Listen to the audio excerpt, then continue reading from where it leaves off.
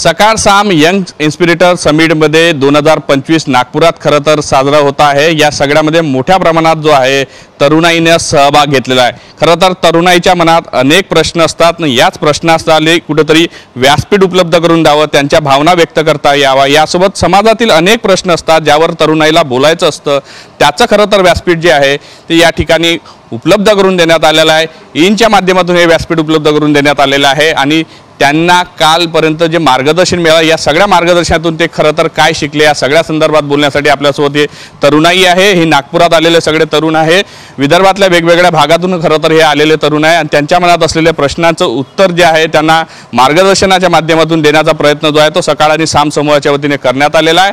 त्यांच्या प्रश्नाची उत्तरं मिळाले का, काय काय त्यांनी या सगळ्या 2 दिवसीय मार्गदर्शन याच्यात कार्यक्रमामध्ये समजून घेतलं, हे सगळं आपण जाणून घेणार आहोत। सुरुवात करूया, माझ्या उजव्या बाजूला जे आहे काही तरुण मंडळी आहे। काय सांगाल, कालपासून तुम्ही काय काय शिकले आहात, कुठल्या कुठल्या विषयावर तुम्हाला मार्गदर्शन मिळालं? जरूर। Hello sir, I am Priya Milke. काल आम्ही इथे सकाळपासून इथे जॉईन झालो आहे। काल खूप सारे सेशन्स झालेत, त्यापैकी एक सेशन होता कॉम्पिटिटिव्ह एक्झामबद्दल। ते आम्हाला डॉक्टर सुनील सरांनी पाटील सरांनी स्पेक्ट्रम अकॅडमीचे ते फाउंडर आहेत त्यांनी सांगितलेलं। त्यात त्यांनी हे सांगितलं की हजारो लाखो लोक कॉम्पिटिटिव्ह एक्झाम्सला बसतात, पण त्यातले काही 60% सिरियस असतात, तर त्यांना गायडन्स कशी द्यावी आणि स्वतःसोबतच ते कॉम्पिटिशन असावी असे त्यांनी आम्हाला मार्गदर्शन दिले। नक्कीच खरं तर स्पर्धा परीक्षा हा प्रत्येक तरुणाला आवडणारा विषय आहे। खरं तर त्यामध्ये जावं, अधिकारी बनावं हे प्रत्येकाचं स्वप्न असतं, मात्र हे सगळं करत असताना मार्गदर्शन फार महत्त्वाचं होतं। काल जे मिळालेलं मार्गदर्शन आहे त्यातून तुम्हाला काय काय माहिती मिळालेली आहे आणि स्पर्धा परीक्षेसाठी काय तुम्हाला कानमंत्र काल मिळाला? आम्हाला हे शिकण्यात भेटलं आहे की जे स्पर्धा परीक्षा तुम्ही बसतात आहे तर त्याची कोणती कोणती किती सीट्स आहे, काय काय आहे ते तुम्ही पहिले ॲनालिसिस केलं पाहिजे, ताकी ज्यावेळेस तुम्ही प्रिपेअर करते तो तुमचा कॉन्फिडन्स बूस्ट करू शकतो की आपल्याला याच्यात अजून एनहान्स करायचं। आणि हे झाल्यावर कोणती पण अगर तुमची स्पर्धा परीक्षा क्लिअर झाली नाही तर तुमच्या इथे काहीच थांबत नाही, तुम्हाला स्वतःला ग्रो करायचं आहे। त्याच्यात तुम्हाला ॲनालिसिस करायचं की आमचं काय काय चुकलं। अगर तुम्ही ड्रॉप करत तर वेल अँड गुड, आणि अगर तुम्ही नाही करत तर त्याच वेळेस ते गोष्टी क्विट करून दुसऱ्या पण तुमच्यासाठी ऑप्शन्स आहे। नक्की स्पर्धा परीक्षा करताना लवकर निर्णय घ्यावा लागतो, नाही तर वर्ष निघून जातात आणि हाती काही लागत नाही। याबद्दल तर खरं त्यांनी सांगितलं सरांनी की तुमचं समजा जिद्द असेल आणि तुम्हाला खरंच द्यायची असेल तर तुम्ही कितीही ड्रॉप घेऊ शकता, ते तुमच्यावरती आहे आणि तुमच्या हिमतीवरती आहे। पण जर तुम्हाला तुमची हिंमत हारत असाल आणि तुम्हाला समजा वाटत असेल की आपण आपल्याच्याने नाही होत आहे किंवा आपण दुसऱ्या पर्यायाकडे सुद्धा वळू शकतो, तर काही हरकत नाही। स्पर्धा परीक्षा ही एकटी अशी परीक्षा नाही आहे। MPSC UPSC ह्या परीक्षाच्या शिवाय सुद्धा गव्हर्नमेंट आणखीन परीक्षा काढतात ज्याच्या थ्रू तुम्ही तुमचे स्वप्न पूर्ण करू शकता। नक्कीच खरं तर तरुणाईला अनेक परीक्षा असते, देताना कुठली निवड केली पाहिजे, निवडही महत्त्वाची असते, कधीतरी आपली क्षमता तपासली पाहिजे नंतर निवड केली पाहिजे। सर जैसे कि बैंकिंग की एग्ज़ाम्स में रहता है, बहुत सारी क्लाइंट्स की एग्ज़ाम रहती है, सेंट्रल रेलवेज़ की एग्ज़ाम रहती, उसमें भी जब UPSC MPSC में हम जब सफल नहीं हो सक रहे, जैसे लोगों को इच्छा होती है हम सिविल सर्विसेज में जाए, उसमें हमको नहीं हो रहा है, तो हम ये सब भी जॉब कर सकते हैं जिसमें उनको 40 से 60,000 पेमेंट मिलती है और उनका मतलब जो डेली का रहता है वो निकल जाता है, तो वो भी अच्छा है उनके लिए। क्योंकि UPSC का पॉइंट ऐसा है कि लाख में से 2 से 3 लोग सिर्फ उसमें सिलेक्ट हो सकते हैं, तो बाकी के इतने 99,000 इतने लोग जाए कहाँ पे, वो एक मुद्दा। स्पर्धा परीक्षा देत असताना हजारो लोक जेव्हा परीक्षा देत असतात तेव्हा मोजक्याच लोकांचा नंबर लागतो, मात्र ही परीक्षा पास करण्यासाठी जो काय पद्धतीनं परिश्रम घेतले पाहिजे ते सुद्धा महत्त्वाचे असते। जसं की काल सरांनी सांगितलं कॉम्पिटिटिव्ह एक्झामला लाखो स्टुडंट बसतात, पण त्या लाखो स्टुडंटपैकी हजारो स्टुडंट सिलेक्ट होऊ शकतात किंवा हजारो स्टुडंट त्या पेपरसाठी स्टडी करतो, अभ्यास करतो, पण त्या पेपरसाठी किंचित लोक त्या म्हणजे स्वतःवर कॉन्फिडन्स असतो की ते पेपर हे करणार म्हणजे क्रॅक करू शकणार। तर स्वतःवर आपला कॉन्फिडन्स असला पाहिजे की आपण तो पेपर क्रॅक करू शकतो, आपण तो पेपर चांगल्या याच्यात काढू शकतो, मार्क्स चांगले करू शकतो आणि आपला नंबर लागू शकतो। तर सरांनी असं सांगितलं आहे की स्वतःवर कॉन्फिडन्स ठेवा, स्वतःवर आपलं हे असलं पाहिजे की आपण तो हे करू शकतो। इनच्या माध्यमातून विद्यार्थ्यांमध्ये व्यासपीठ आणि कॉन्फिडन्स देण्याचं काम करतं। काल तुम्ही जो पद्धती किंवा इनमध्ये जे काही काम करतात त्यातून तुम्हाला व्यासपीठ मिळतं, कॉन्फिडन्स वाढवण्यासाठी मदत मिळाली? नक्कीच। काल आम्हाला एक खूप छानसा स्टेज मिळाला जिथे आम्ही आमचे स्वतःचे पॉईंट्स मांडले, बरेचसे क्वेश्चन्स आम्ही विचारले सरांना की आपण जेव्हा एज्युकेशन घेतो, काही मुलींनी विचारले की सर तुम्हाला स्कॉलरशिप्स कशा मिळाल्यात वगैरे, त्यांच्यावर आम्हाला बरंच काही चांगला त्यांनी सांगितलं की बाहेरगावी वगैरे जाताना आपल्याला कुठून स्कॉलरशिप्स मिळतात, कशा आपल्याला गायडन्स मिळू शकतो, हे पण आपल्याला त्यांनी सांगितलं.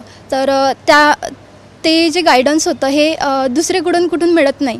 तर हे एक बरंचसं चांगलं प्लॅटफॉर्म आम्हाला मिळालं आहे की आम्ही कधीही यांना जाऊन विचारू शकतो की हो आपल्याकडे कोणीतरी आहे इथे, आणि आपण यांना जाऊन विचारू शकतो की सर असं आहे, याच्यापुढे आम्ही काय करायला पाहिजे. तर ते खूप छान असे गायडन्स करतात आपल्याला. स्पर्धा परीक्षा एक महत्त्वाचं मार्गदर्शन विद्यार्थ्यांसाठी असतं आणि प्रत्येक तरुणाला ते कुठेतरी देण्याची ओढ असते. मात्र हे सगळं करत असताना त्यांच्या मनातले प्रश्न सोडवण्याचा प्रयत्न जो आहे तो इंच्या माध्यमातून करण्यात आला. यासह अनेक विषयावर काल जो आहे मार्गदर्शन झालं. कुठल्या विषयावर आणखी झालं? नमस्कार महाराष्ट्र, मी मंजिल जांगडे. काल जो प्रोग्राम सादर केला त्यामध्ये विविध क्षेत्रातील आले होते, जसे शेखर मुंदडा सर आले. त्यांनी गोरक्षण सेवा याच्यातील सेवेचे महत्त्व आपल्या दैनंदिन जीवनात किती आवश्यक आहे त्याविषयी भरपूर असे मार्गदर्शन केले. आणि राजीव केंद्रे हे एकलव्य फाउंडेशनचे संस्थापक आले, त्यांनी आम्हाला सांगितले की गरीब विद्यार्थीसुद्धा फर्स्ट जनरेशन जो कधी पदव्युत्तर विदेशात गेला नाही त्यांनीसुद्धा एक प्लॅटफॉर्म तयार केला आहे की जेणेकरून गरीब विद्यार्थीसुद्धा शिक्षण घेऊ शकतो, ते मग आंतरराष्ट्रीय लेवलवर असो की नॅशनल लेवलवर. त्यासाठी म्हणून त्यांनी खूप योग्य मार्गदर्शन केले. धन्यवाद. नक्कीच परिस्थिती कुठली असली तरी अडचण ठरू शकत नाही. प्रत्येकाला शिक्षण घेण्याचा अधिकार आणि तो मिळू शकतो. त्याचं मार्गदर्शन खरं तर इनच्या माध्यमातून मिळालं आहे. नमस्कार महाराष्ट्र, मी गौरव झाडे. हा तर माझा पहिलाच इनचा कॅम्प आहे. याच्या पहिले मी कोणता पण कॅम्प केला नव्हता आणि काल येऊन मला माहीत झालं की इन जे प्रोग्राम घेते ते खरंच खूप छान घेतात. आणि या प्रोग्राममध्ये काल भरपूर काही अशी आम्हाला माहिती मिळाली. खूप सारे मान्यवरांचे मार्गदर्शन आम्हाला मिळाले. यामधून आम्हाला भरपूर काही शिकायला मिळालं. जसे करुणा सरांनी आम्हाला ऑपरेशन सिंधूबद्दल सांगितलं, तसेच करिअर मार्गदर्शनबद्दल सांगितलं, तसेच सिने अभिनेते अजय पुरकर सर यांनी आपले वैचारिक भावना आपल्यासमोर सादर केली. याच्यातून आम्हाला भरपूर सारा असा फायदा मिळाला आहे. यापूर्वी सुद्धा अनेक शिबिर केले, म्हणजे इनमध्ये मिळालं किंवा त्या समिटमध्ये मिळालं, ते यापूर्वी कधी भेटलं होतं? सर याच्या पहिले मी NSSचे कॅम्प केले आहे. तसं मी NSS व्हॉलेंटियर आहे. मी चंद्रपूरवरून बिलॉंग करतो आणि मी पटनाला पण NSSचा कॅम्प केला आहे नॅशनल लेवलचा. तिथून पण मला खूप काही असं शिकायला मिळालं आहे. पण हा माझा इनचा पहिलाच कॅम्प आहे आणि पुन्हा पण मी ते इनचे पुन्हा समोर कॅम्प करत राहणार सर. हो सर, खूप आनंद येणार आहे. आणि असं इच्छा आहे की खूप 2च दिवस काहून आहे, 1 हप्ता राहायचा आहे सर. नक्कीच. खरंच ज्या पद्धतीचं मार्गदर्शन विद्यार्थ्यांना मिळतं त्यामुळे तो 2 दिवस का हप्ताभर का नाही अशा पद्धतीचं सुद्धा त्यांना वाटतं. सर कालचं जेवढी सेशन झालं त्यातलं सर्वात चांगलं सेशन मला राजू केंद्रे सरांचं वाटलं की त्यांनी ज्या पद्धतीनं एकलव्य फाउंडेशनची निर्मिती केली. जे तळागाळातील जे गरीब विद्यार्थी आहे, जे शोषित पीडित आहे, SC ST OBC जे विद्यार्थी आहे, ज्यांना फक्त बाहेरच्या जगामध्ये सांगितलं जातं की MPSC आणि UPSC खूप मोठं जग आहे, परंतु ही चुकीची गोष्ट आहे. MPSC UPSC पेक्षाही सेंट्रल युनिव्हर्सिटीज ज्या इंडियामध्ये आहेत त्या इंडियाच्या सेंट्रल युनिव्हर्सिटीमध्ये जर आपले विद्यार्थी या ग्रामीण भागातले शिकले तर त्यांना नॅशनल इंटरनॅशनल लेवलची फेलोशिप मिळेल. त्यांचं करिअर हे MPSC UPSC पेक्षाही चांगलं होऊ शकतं. काही लोक 2-2 वर्ष 4-4 वर्ष MPSC तयारी करतात, त्यांचे केस गळून जातात, वयाचं लग्नाची वय निघून जाते, परंतु त्यांना जॉब मिळत नाही. म्हणून हे मृगजळासारखं MPSC UPSC कडे न बघता त्यांनी सेंट्रल युनिव्हर्सिटीज आणि TISS सारख्या ज्या युनिव्हर्सिटीज आहेत, ज्या नॅशनल युनिव्हर्सिटीज आहेत, त्यांच्यामध्ये या आर्ट्स कॉमर्सच्या विद्यार्थ्यांनी त्या ठिकाणी भाग घेतला पाहिजे. आणि एकलव्य फाउंडेशन जे काम करतं आहे खरं तर ते सरकारनं करायला पाहिजे, पण सरकार असं कुठल्याही प्रकारचे अवेअरनेस प्रोग्राम करत नाही. आणि अवेअरनेस प्रोग्राम करत नसल्यामुळे तळागाळातील ग्रामीण भागातील विद्यार्थी आजही त्याच प्रचलित शिक्षणामध्ये अडकलेला आहे आणि त्यांना आजही रोजगार मिळालेला नाही. म्हणून जे सरकार काम करत नाही ते राजू केंद्रे आणि भारती मॅडमनी केलेलं आहे. त्याचबरोबर त्यांनी सत्यशोधक समाजाने ज्या पद्धतीने त्यांनी विवाह केलेला आहे ते सत्यशोधक समाजाच्या पद्धतीने विवाह करणं ही काळाची गरज मला असं वाटतं. कारण जे हुंडाबळीचे जे प्रकार आज होऊन राहिले ते हिंदू विवाह कायद्यानुसारच आपण बघितलं तर त्यांचा तंतोतंत पालन न करता लोक फक्त 4 लोकांना बोलावतात आणि स्त्रीधनाच्या नावावरती लूट करतात. आणि या प्रकारे जे हुंडाबळीचे प्रकार घडतात त्याला कुठेतरी आळा बसावा म्हणून महात्मा फुलेंनी जे सत्यशोधक समाजाद्वारे जी सत्यशोधक विवाह पद्धती निर्माण केली होती तीच विवाह पद्धती आजच्या तरुण पिढीनं करायला पाहिजे. परंतु लोक आणि युवा पिढी त्यात चमकधमकला विसरून मात्र आपल्या महापुरुषांचा विचार विसरत चाललेले आहेत. नक्कीच इनच्या माध्यमातून असेच जे विषय सर्वसामान्य विद्यार्थ्यांना कळत नाही त्या विषयाचं मार्गदर्शन केलं जातं.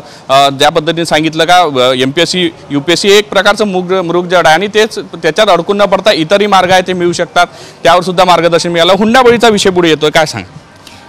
सर राजू केंद्रे सरांनी बोलता बोलता एका विषयावर बोलले की बा हुंडाबळी तुमचं मत काय आहे. आमचं मत त्यांनी जाणून घेण्याचा प्रयत्न केला तेव्हा आम्हाला एकच गोष्ट समोर आली. आता रिसेंटली केस झाली होती वैष्णवी हगवणे यांची की बा तिचा छळ ह्या पैशासाठी करण्यात आला होता आणि त्या केसवरती आताही निर्णय झालेले नाही आहेत. तर कायद्याची कुठे अंमलबजावणी करण्यास सरकार कुठे मागे पडत आहे. त्यांच्या मोठीची सून होती, त्यांनीसुद्धा असाच आरोप केला होता की मी सुद्धा कंप्लेंट केली, त्याची योग्य वेळेत दखल घेण्यात आली नव्हती. तर कायद्यात थोडंसं काही बदल परिवर्तन व्हायला हवं असं आमचं तरुणाचं मत आहे. एक तरुण मुलगी म्हणून माझं असं मत आहे की सरकारने कुठे ना कुठे या गोष्टीकडे लक्ष द्यायला पाहिजे आणि कठोर कायदे करण्यात आले पाहिजे. नक्कीच कुठंतरी ज्या पद्धतीनं विवाह पद्धतीमध्ये हुंडाबळीसारख्या अनेक मुलींचे जीव जातात, या सगळ्यावर कुठंतरी मार्ग निघाला पाहिजे, कायदा कठोर झाला पाहिजे असं वाटते. काय सांगाल, ज्या पद्धतीनं घटना घडतच आहे, अनेक वर्षांपासून घडतात, थांबत नाही? हो सर, नक्कीच. सर्वप्रथम तर मी सकाळ समूहाचे मनपूर्वक अभिनंदन व्यक्त करते आणि त्यांना पुढील असेच उपक्रम त्यांनी सतत राबवावे यासाठी शुभेच्छाही देते. अगदी तरुणांना इतकं सुंदर व्यासपीठ त्यांनी उपलब्ध करून दिलेलं आहे. तरुणांना नवनवीन गोष्टी त्यांना शिकायला मिळत आहे. आणि काल जे साहित्यिक आपल्याकडे आले होते, श्याम माधव सर यांनी जे सृजनशीलतेवर त्यांनी बोलले, तर त्याच्याविषयी माझं असं मत आहे की आजपर्यंत तरी आम्हाला सगळ्यांनाच असं वाटायचं की साहित्य म्हणजे हा असा विषय आहे की साहित्य तो कल्पनाशक्तीवर उभारला जातो. पण सरांनी सृजनशीलतेची जी व्याख्या सांगितली की सृजनशीलता म्हणजे काहीतरी नवीन निर्माण करायचं, तो अभ्यासाचा विषय आहे, तो निरीक्षणाचा विषय आहे आणि तो विचारांच्या प्रगल्भतेतून निर्माण होतो. तर असं साहित्य आपली मराठी अभिजात मराठी असल्यामुळे आपल्याला अनेक साहित्यिकांचा वारसा लाभलेला आहे. तर या गोष्टीचा अभ्यास सर्वांनी केला पाहिजे आणि आपण सर्व मराठी भाषिक असल्यामुळे आपलं ते प्रेरणास्त्रोत आहे आणि याविषयीचाही विचार त्यांनी अभ्यास करायला पाहिजे. याविषयी अतिशय सुंदर मार्गदर्शन श्याम सरांनी इथे तरुण वर्गाला दिले. नवीन काहीतरी शिकायला मिळालं यांच्या माध्यमातून, या समिटच्या माध्यमातून. काही प्रश्न होते ते सुटले खरं? नक्कीच सुटले सर. निरनिराळ्या प्रकारचे प्रश्न होते. कोणाला नोकरी संदर्भात प्रश्न होते, कोणाला स्पर्धा परीक्षांविषयी प्रश्न होते, कोणाला सिंदूर ऑपरेशन बद्दल प्रश्न होते. म्हणजे जे काही सायंटिफिकली असो, धार्मिक असो, वैज्ञानिक असो, या सगळ्या दृष्टिक्षेपातून जर आपण विचार केला तर सगळ्या दृष्टिक्षेपातून चौफेर माहिती सर्व तरुण वर्गाला इथे सकाळनी दिलेली आहे.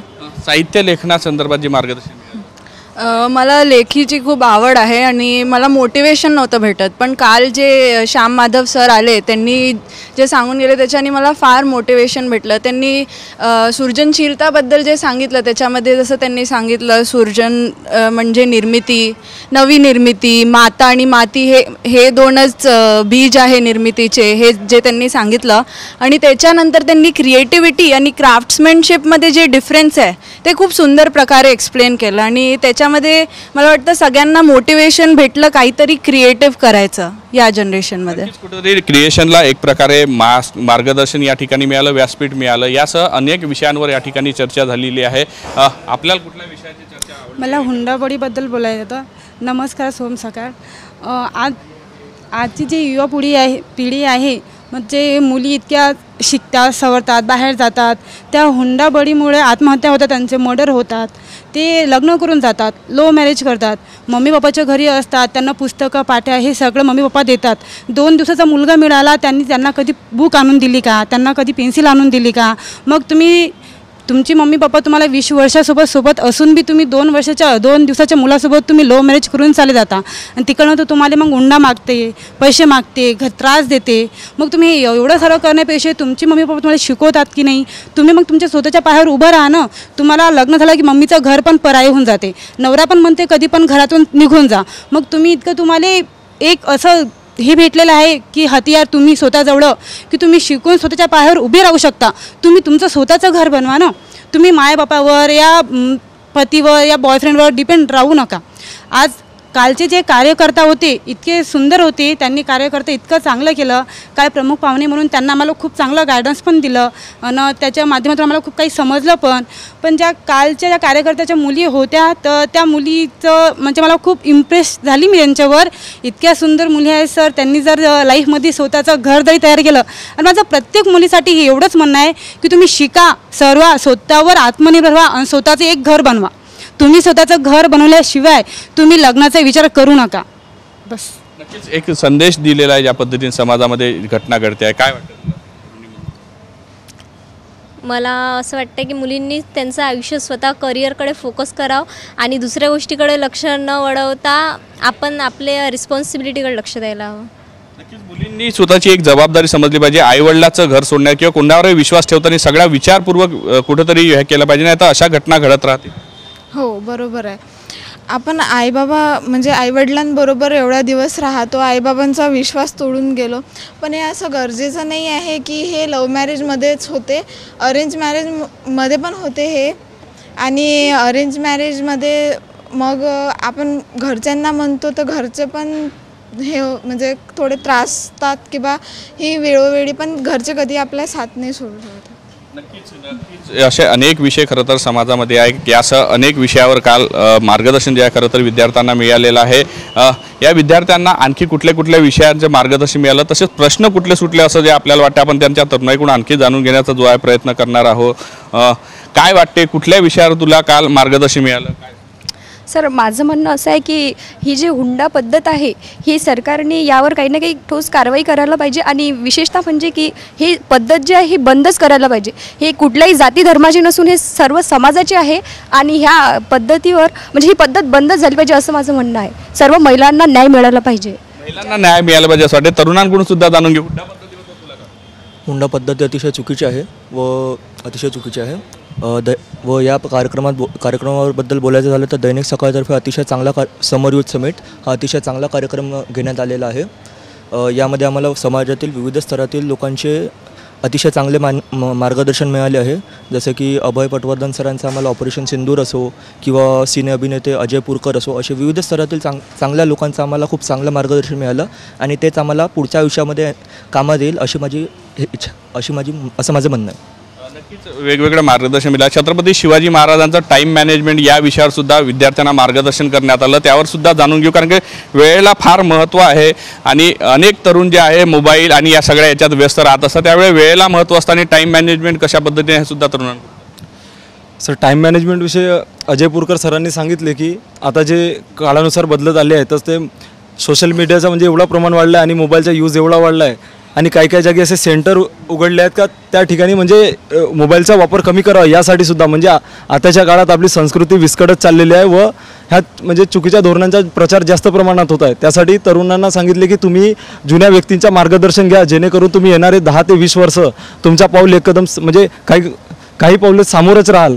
त्यासाठी त्यांनी सांगितले की जुन्या व्यक्तींचा म्हणजे अनुभव घेणे खूप आवश्यक आहे व त्यांचा आपल्या जीवनात अनुकरण करणे खूप आवश्यक आहे. व राजू केंद्रे सर यांनी आम्हाला म्हणजे याच्या वाढत्या प्रेम प्रकरणाविषयी एवढे चांगले सांगले की म्हणजे दोन्ही बाजूंमध्ये चांगली अंडरस्टँडिंग हवी, कारण की या विषयाला आपण दुर्लक्ष करू नाही शकत. हा समाजात असलेला खूप महत्त्वाचा मुद्दा आहे.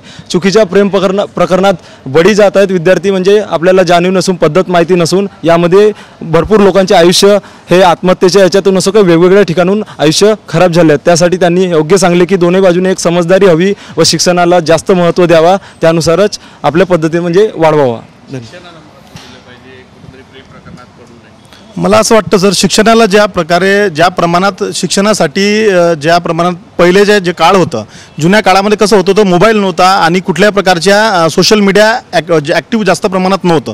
त्यावेळेला विद्यार्थी हा जिल्हा परिषदेच्या शाळेतून निघून कलेक्टर आणि मोठ्या मोठ्या पदावर जात होता. परंतु आज अशी परिस्थिती निर्माण झालेली आहे की पहिल्या वर्गातलाही विद्यार्थी किंवा दुसऱ्या वर्गातलाही विद्यार्थी असेल तर त्यांचे आईवडील त्यांना मोबाईल देतात आणि हे सोशल मीडियाचा वापर त्याला लहानपणापासून करायला लावतात, म्हणून तो त्या सोशल मीडिया आणि मोबाईलचा ॲडिक्ट बनतो. आणि ॲडिक्ट एकदा जर व्यक्ती बनला तर बाकीच्या जे टाईम मॅनेजमेंट आहे किंवा अभ्यासावरती जे लक्ष आहे ते त्यांचं दुरावलं जातं आणि त्याच्यामुळे जे लहानपणापासून जी अनुकरण मोबाईलचं सोशल मीडियात त्यांना लागतं तर पुढे ते अभ्यासाकडे दुर्लक्ष करतात आणि या सोशल मीडियाच्या जगामध्ये त्या ठिकाणी ते सोशल मीडियावरती आणि फेसबुकवरती मोठ्या प्रमाणात आपला वेळ घालवतात. ते वेळ न घालवता आईवडिलांनी विशेष करून मुली जर ग्रॅज्युएशनपर्यंत जात असतील तर ग्रॅज्युएशनपर्यंत त्यांच्या मोबाईल त्यांना देऊ नये, फक्त एक कीपॅडवाला मोबाईल द्यावा आणि अशा प्रकारचे हे अँड्रॉइड मोबाईल न देता मुलीच का मुलांना सुद्धा देऊ नये, कारण मुलं आणि मुली दोन्ही याचा गैरवापर करत असतात. कारण सोशल मीडिया आज एवढ्या मोठ्या प्रमाणात झालेला की सोशल मीडियाच्या माध्यमातून प्रेम प्रकरणं वाढत चाललेले आहेत. अश्लील फोटो, अश्लील व्हिडिओ या प्रकारच्या ज्या गोष्टी आज ज्या जगामध्ये होत आहे ते सर्व सोशल मीडियामुळेच होतं आणि विद्यार्थ्यांची मानसिकताही बिघडत चाललेली आहे. कुठेतरी मोबाईल हा सुद्धा एक तरुणाईला भरकटण्यासाठी एक मार्ग ठरतो आहे असं वाटतंय. आणखी काही लोक आहे आपण त्यांच्याकडून सर मी त्यांच्या मताशी 75 सहमत आहे, कारण आजचं हे डिजिटल युग आहे. प्रत्येकाला मोबाईलसाठी काम पडतं, कोणी फॉर्म भरतं, कोणी काय करतं, कोणी काय करतं. पण प्रत्येक गोष्टीचा एक टाईम क्रायटेरिया असतो. आपण जर स्वतःला त्या वेळेमध्ये बांधून घेतलं आणि त्या वेळेमध्ये नियोजित जर कामं आपण करत असू, तर मला तरी नाही वाटत की या म्हणजे कुठलीच गोष्ट आपल्यासाठी घातक असेल. कारण आपण सवय लावून घेतो. अजय पुरकर सरांनी जसं काल आपल्याला सांगितलं की आपण त्या गोष्टीला बांधलं जातो. मला तरी असं वाटतं की त्या गोष्टीला आपण स्वतः बांधलं जातो, असं आपण नाही करायला पाहिजे. काय वाटते मोबाईलचा वापर वाढल्यामुळे मोबाईलचा वापर वाढल्यामुळे लहान मुलांवर खूप याचा दुरुपयोग म्हणजे वाईट परिणाम पडत आहे. लहान मुलांवर की मोठ्यांवर पण आहे आणि लहानवर पण आहे. आजकाल रील्स वगैरे याचं प्रमाण खूप वाढलेलं आहे. तर त्यांचे मुलांचे आईबाबांना तरी त्यांना दूर ठेवायला पाहिजे, लहान मुलांना या गोष्टीपासून. लहान मुलांनाच दूर ठेवलं पाहिजे, मोठ्यांना नाही ठेवलं पाहिजे. मोबाईल सर्वांसाठीच घातक आहे. तो यूज केला तर चांगला यूज होऊ शकतो. मोबाईलवर ज्यांना स्वयंपाक नाही बनवता त्यांना रेसिपी, ज्यांना डान्स क्लासेसची गरज असते तो डान्स पण शिकू शकते, जो अभ्यास पण करू शकते, आणि ज्यांना काही माहिती घ्यायची असली तो घेऊ शकते. आजकाल कोणी क्लासेस लावू शकत नाही, कारण की क्लासेसची फी खूप महाग असते. आणि मोबाईल हा गरीबातून गरीब त्यांच्याकडे पण सुद्धा मोबाईल असते. तर तो मोबाईलचा रील्स काढण्यासाठी, फोटो काढण्यासाठी, या दुरुपयोग न करण्यासाठी जर त्यांनी शिक्षणासाठी जर मोबाईल वापरला तर तो खूप चांगला आहे. आणि मोबाईल चांगला आणि वाईट असे दोन्ही परिणाम आहे. या ठिकाणी खरं तर त्यांना मार्गदर्शन मिळालं. काहींची भावना होता की मोबाईल हा कुठल्या वयात दिला जावा. तुला काय? मोबाईलची वय हे निश्चितच नसते, ते आपल्या नियमावर असते की आपण कोणत्या वयात दिलं पाहिजे. जसं की ते ऑस्ट्रेलियाने आता 16 वर्षासाठी बॅन करून टाकला, त्याच्या खाली त्यांना वापरता नाही यार. तसं रूल्स आणि रेग्युलेशन आपण प्रत्येकासाठी लावला तर मग फ्रीडम जे राहतो, आपण फ्रीडम ऑफ स्पीच किंवा जे एक्सप्रेशन राहतो ते कुठेतरी गुदमरल्यासारखं होते. 16 वर्ष झालं म्हणजे त्याच्या खालील काही शिक्षण नाही घेऊ शकत काय. आणि इथून जे काही मी घेऊ शकतो ते म्हणजे काल मी एक शब्द शिकलो, रिझिलियन्स. म्हणजे जो माणूस काही न करू शकतो पण तो काही करू शकतो. प्रत्येक अडचणांवर मात करून जो समोर जातो त्याला म्हणतात रिझिलियंट पर्सन, जे की आहे राजू केंद्रे सर. त्यांचं भाषण आणि त्यांचे जे 2 शब्द आणि जे डिफरन्शिएट केला त्यांनी, आयडियल आणि आयडियल पर्सन. आयडल म्हणजे तुम्ही त्याच्यासारखा बनू शकता आणि आयडियल पर्सन म्हणजे ते तुम्ही दिमागात ठेवू शकता. छत्रपती शिवाजी महाराज, डॉक्टर बाबासाहेब आंबेडकर हे आयडियल पर्सन आहेत. तुम्ही त्यांच्यासारखा नाही बनू शकता, त्यांचा आत्मसात करू शकता. राजू केंद्रे सर, सूरज इंगळे सर हे काही व्यक्ती आहेत की ज्यांचं तुम्ही अनुकरण करू शकता. हे मी इथून घेऊन जाणार. या ठिकाणी मान्यवरांनी यांना मार्गदर्शन केलं. अनेकांनी खरं तर हे मार्गदर्शन करत असताना त्यांना जगण्याचा एक मार्ग दाखवलेला आहे. विद्यार्थी म्हणून जेव्हा करताना अनेक अडचणी त्यांच्यासमोर येत असतात आणि या सगळ्यासोबत अनेक विषय या सगळ्या तरुणांसमोर मांडल्या. ऑपरेशन सिंदूरचाही विषय आलेला, काय वाटतं? खरं तर ऑपरेशन सिंदूर हे खूप मोठं ऑपरेशन आहे. हे 7 मे 2025 रोजी केलं झालं. काय झालं सर, भारताची जी भूमिका होती पाकिस्तान धडा शिकवण्यात, त्यात तुला काय वाटतं? यात तर खरं तर महिलांचं खूप मोठं योगदान आहे. जसं जम्मू काश्मीर येथे 24 लोक मारले गेले, त्या महिलांचे सिंदूर पोसले गेले, त्याचा बदला घेतला आहे भूमिका सिंग या महिला कॅप्टननी. आणि म्हणून तुम्हाला काय वाटतं? महिला म्हणून मला असं वाटते की नारी शक्तीला बळ देण्यात आलं आहे. आणि सर माझं एक छोटंसं मत आहे मांडू. हां सर, काल कर्नल पटवर्धन सरांनी आम्हाला जे एकदम ऑथेंटिक माहिती दिली आहे आणि त्यावर माझं असं एक मत आहे की जसं टेररिझम कुठे पण आपण म्हणजे ते टेररिझम असं असते की कुठे पण डिस्टर्बन्स क्रिएट करण्यासाठी असते. तर पाकिस्तानमध्ये स्वतःचाच एक डिस्टर्बन्स क्रिएट झालेला आहे, तो आहे बलुचिस्तानवाला मुद्दा. त्यामध्ये कसं आहे की तिथे काही लोक आहे जे त्यांना शांती पाहिजे पण ते असं होत नाही. तर आपण ॲज एक शांतीप्रिय कंट्री आपण एक काम करू शकतो की आपण त्यांना त्या मुद्द्यावर सपोर्ट करू शकतो. त्या जे तिथले जे निराधार लोक आहेत ज्यांचं कोणी ऐकत नाही त्या मुद्द्यावर सपोर्ट करू शकतो. आणि त्यांचा एक बलुचिस्तान म्हणून असा एक वेगळा प्रदेश असं त्यांची मागणी आहे. तर त्यावर आपण सपोर्ट करून कसं आहे पॉवर डिवाईड होणार आणि पॉवर डिवाईड झालं की आपण म्हणजे आपल्याला त्याची हानी होणार नाही. ईनच्या माध्यमातून अनेक विषयावर चर्चा झाली. या सगळ्या चर्चेमध्ये त्यांना त्यांच्या प्रश्नाची उत्तर मिळाले. ईनचा जो ज्या पद्धतीने तुम्हाला उपक्रमातून तुम्हाला माहिती मिळाली त्याबद्दल तुम्ही समाधानी आहात का आणि कसं वाटलं सगळं ह्या 2 दिवस? मी इनच्या जे प्रोग्राम जे अरेंज झाला आहे त्याच्याशी खूप समाधानी आहे. असा प्रोग्राम मी पहिल्यांदा अटेंड करत आहे आणि हे सर्व पाहून हे सर्व ऐकून मला खूप काही माहिती पडलं आहे जे मला आतापर्यंत माहीत नव्हतं. आणि बऱ्याचशा क्षेत्रामधून हे कळालं की यानं खूप काही गोष्टी जगात आहे जे आपण करू शकतो आणि आपण त्यात आपलं करिअर करू शकतो. वुमन एम्पॉवरमेंटबद्दल माहीत पडलं आहे आणि बऱ्याचशा गोष्टी आहे. माझा हा एक्सपिरियन्स 2 दिवसाचा बराच चांगला होता आणि मी अशी अपेक्षा करते की असे प्रोग्राम होत राहावं आणि आम्हाला सर्वांना जे यूथ आहे त्यांना खूप काही माहिती भेटत राहावं.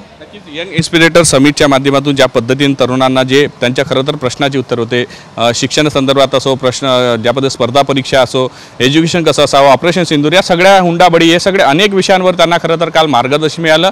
त्यातून त्यांनी आपले प्रश्न जे होते ते उलगडून घेण्याचा, समजून घेण्याचा गेला. तसंच जीवन जगत असताना काय गोष्टी महत्त्वाच्या असतात, कुठे अडकून पडावं, कुठे अडकून पडू नये, या गोष्टीचं सुद्धा खरं तर एक व्यासपीठ जे त्यांना उपलब्ध करून दिलं, त्यांना मार्गदर्शनसुद्धा मिळालं, त्यांच्या प्रश्नाचे उत्तरंसुद्धा मिळालं सांगितलं. त्यामुळे एम्सच्या माध्यमातून हा जो उपक्रम आहे हा 2 दिवसाचाच का आणखी जास्त दिवसाचा असावा अशाही भावना ज्या आहेत ते विद्यार्थ्यांनी व्यक्त केल्या. त्यामुळे एकंदर इनच्या माध्यमातून हा घेतलेल्या उपक्रमातून जे आहे विद्यार्थ्यांना एक वेगळा अनुभव जो आहे तो या ठिकाणी या व्यासपीठावर त्यांना पाहायला मिळाला. व्हिडिओ जर्नलिस्ट सौरभ बोरेसह पराग डोबळे, साम टीव्ही न्यूज, नागपूर.